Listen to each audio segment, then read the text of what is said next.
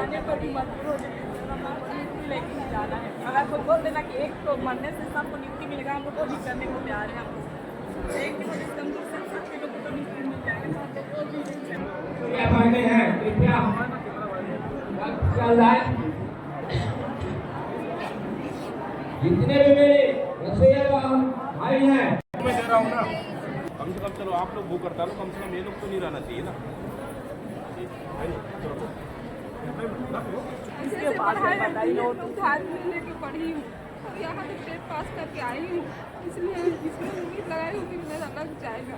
अभी 2300 पोस्ट बचा है, इतना सारा बचा है, इसलिए आपसे निवेदन करती हूँ कि आप नियुक्ति दिलवा दीजिए सर।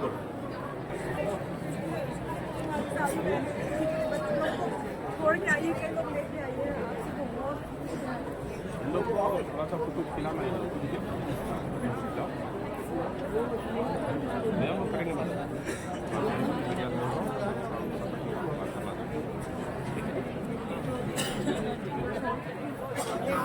जनता के धरना स्थल पर पहुंचे हैं और यहाँ पर 3 संगठन, सबसे पहला डीएड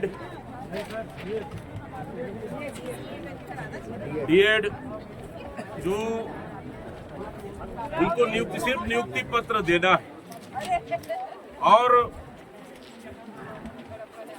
स्पष्ट रूप से न्यायालय ने भी कहा है कि उनकी नियुक्ति 2 माह के अंदर किया जाए, लेकिन सरकार जानबूझकर उसको टालते जा रही है और अभी तक नियुक्ति नहीं दे पाई है।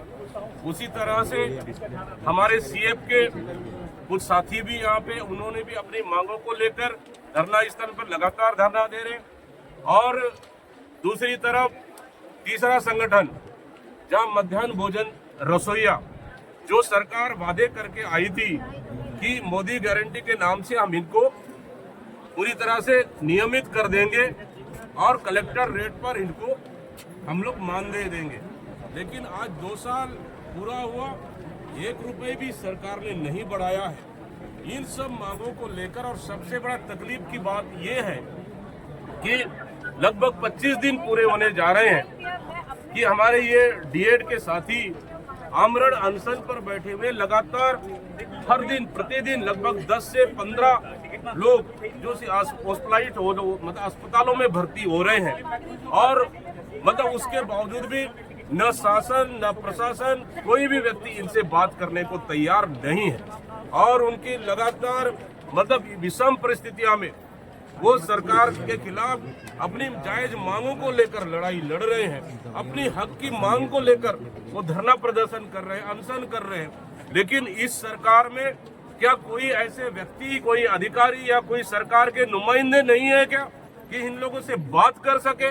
इन लोग से बात करना चाहिए। मैं मांग करता हूं शासन और प्रशासन से कि जो तीनों धरना प्रदर्शन जो कर रहे हैं तीनों संगठन से आकर बात करना चाहिए, क्योंकि छोटे छोटे बच्चे, उनको खाना तक नसीब नहीं हो रहा है और पूरी तरह से अनशन में है, उनके चलते बच्चे भूखे हैं और कई ऐसे प्रदर्शनकारी हैं जिनका तबीयत खराब हो रही है। अगर कल के दिन किन्हीं की अगर मौत हो जाती है तो सीधा सीधा शासन और प्रशासन की जिम्मेदारी है।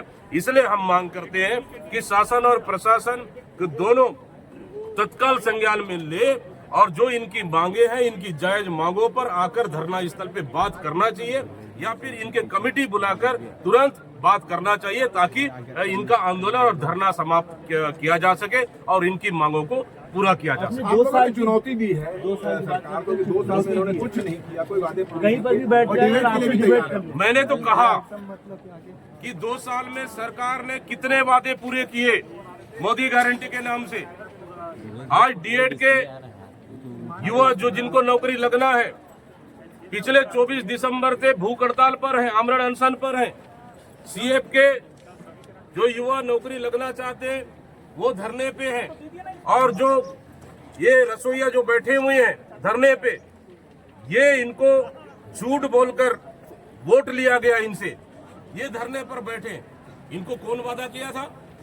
क्या भारतीय जनता पार्टी के घोषणा पत्र में था या नहीं? जरा ये तो बता दे। इसलिए अगर आपने वादा करके आए हैं तो इनका वादा को पूरा करना चाहिए।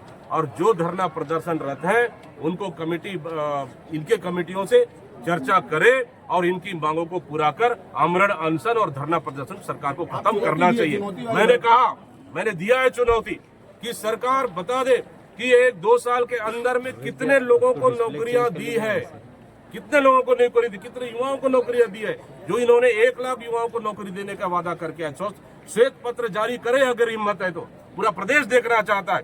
मतलब इस तरह से लगातार युवा पूरे धरना प्रदर्शन कर रहे हैं, पूरे काम को छोड़कर यहाँ पे सरकार के खिलाफ लड़ रहे हैं, अपनी जान जोखिम में डालकर। उनकी आंसू थमने का नाम नहीं ले रही है, लेकिन शासन और प्रशासन ठस से मस नहीं हो रही है।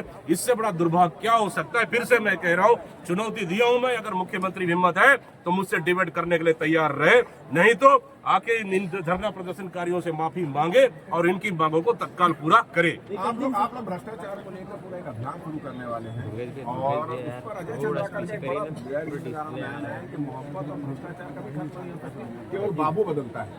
मतलब जिस तरह से अजय चंद्राकर जी ने कहा है, मतलब टोकन अभी भी पूरे किसानों का कटा नहीं।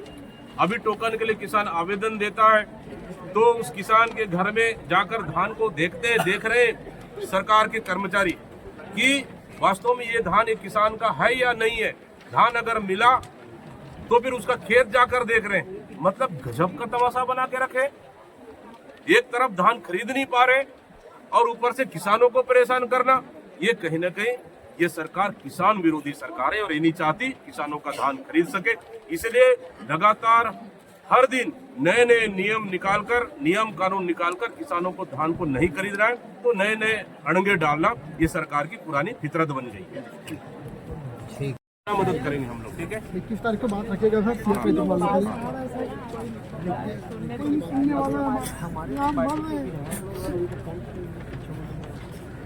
बिल्कुल चिट्ठी लिखूंगा मैं मुख्यमंत्री को और शिक्षा मंत्री को। करेंगे मदद। बेटी यहाँ पे आके नौकरी मांग रही है। 24 दिसंबर से भूखी हूँ मैं यहाँ। मेरे पेरेंट्स नहीं है, मेरे 3 छोटे भाई बहन, उनको भी पढ़ाना है मुझको। ऐसे हालत कर दिए हैं वो लोग। बहुत जल्द मंत्री जी और दूसरे लोगों से मिलते रहते हैं। हम लोग का नाम सुन के हम लोगों से मिलते हैं। चलो अच्छा होगा, अच्छा होगा, उम्मीद है अच्छा होगा। ठीक है,